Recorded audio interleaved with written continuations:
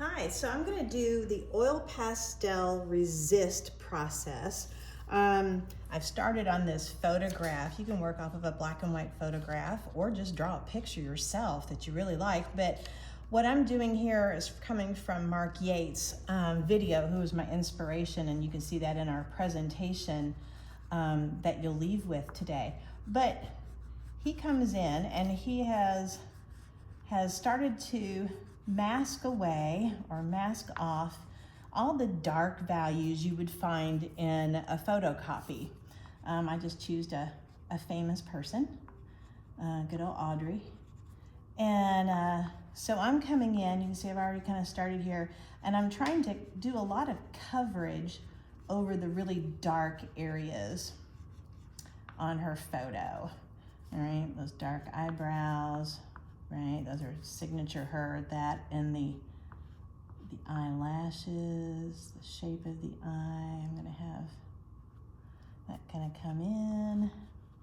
So on your photo or your chosen image, begin to examine and draw all the areas that show a great deal of dark space. So I'm gonna come in here. This is very dark. And once you're done with the dominant darks, there's really dark going on over here around the face, and then it starts to kind of fade outwards a little bit. I think that's the edge of her collar that she's pulling up.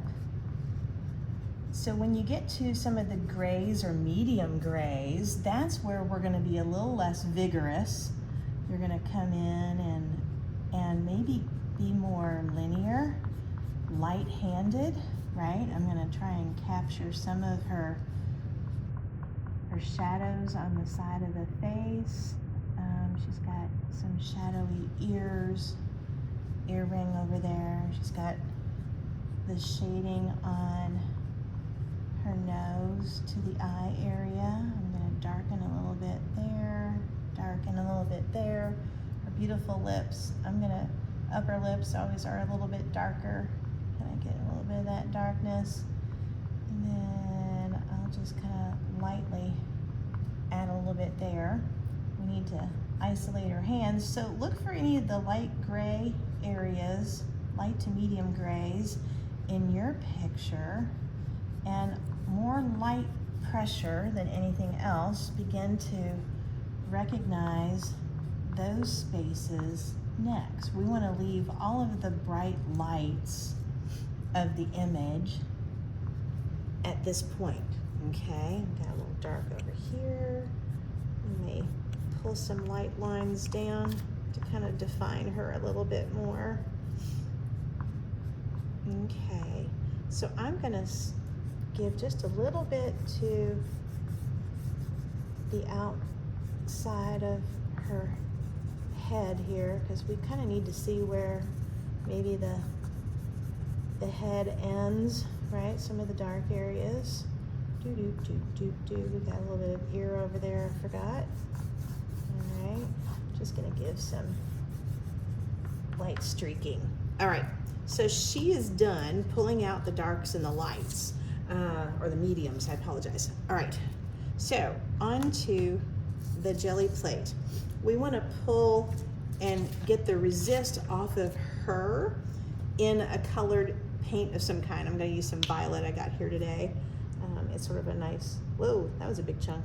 We're going to lighten up in other areas here. See if we can get this going. I was overly generous down there.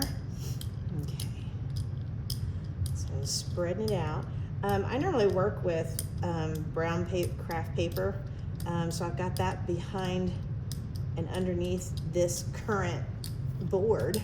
So I'm gonna rub off my ink once I'm done rolling it, because I'll need it again in a moment. We're gonna take her, place her face down on that plate, and ever so gently, just barely touch the paper to make sure she's absorbing some of the ink in the areas that we didn't touch, right?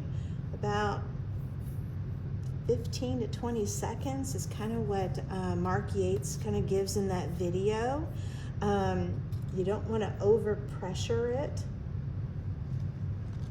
And there she's starting to come up there. I wonder if I can get a little bit more down there. Okay.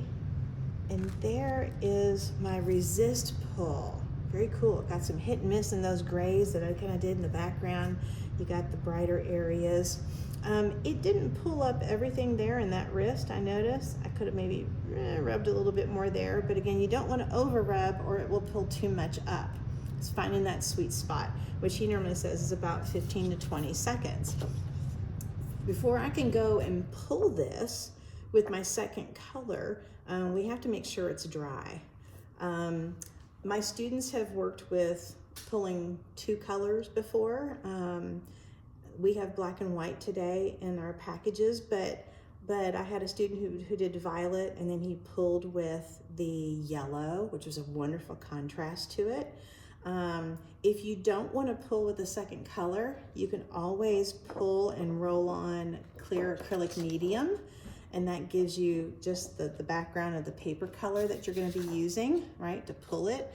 That gives you maybe more options for media to play on top of, where the color doesn't get in the way, and you can kind of choose your color in that second media. All right, just a little wet still there.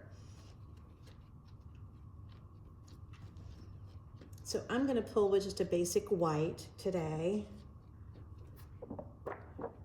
Make sure that,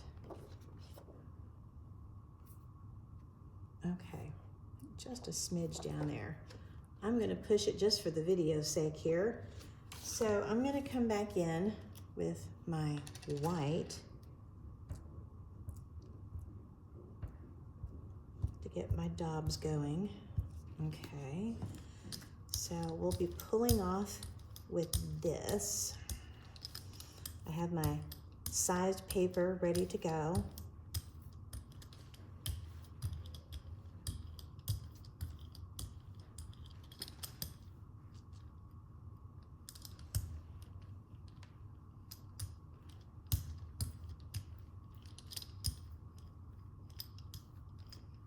All right.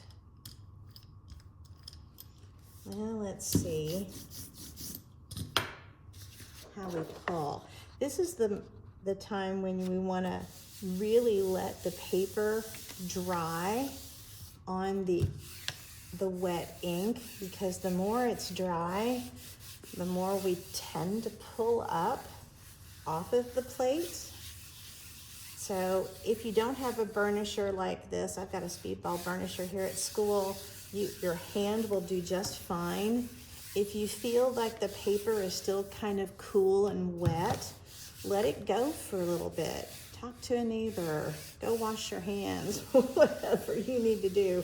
I'm gonna speed probably this up a little bit, and we'll see where we are in a few minutes.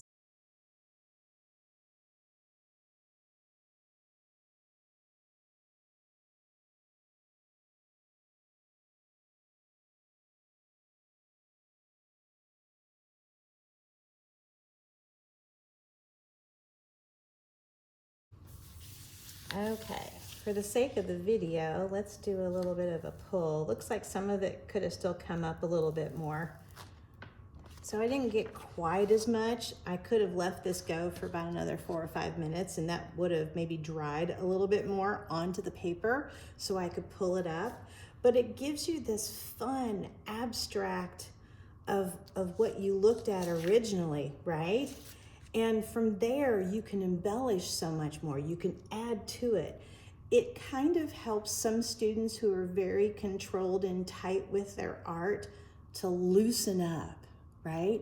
What else could we add to this? What other medium could we bring in? What could we highlight? Maybe we could draw and really pop out her eyes. Maybe we could sew on the surface of this in some creative way. What other media could we add? So it's kind of a great way to explore the jelly plate, but also pushing kids to not be upset when perfect doesn't happen. Perfect is sometimes boring, but happy accidents, as we know, are sometimes a place for growth. Thanks for coming.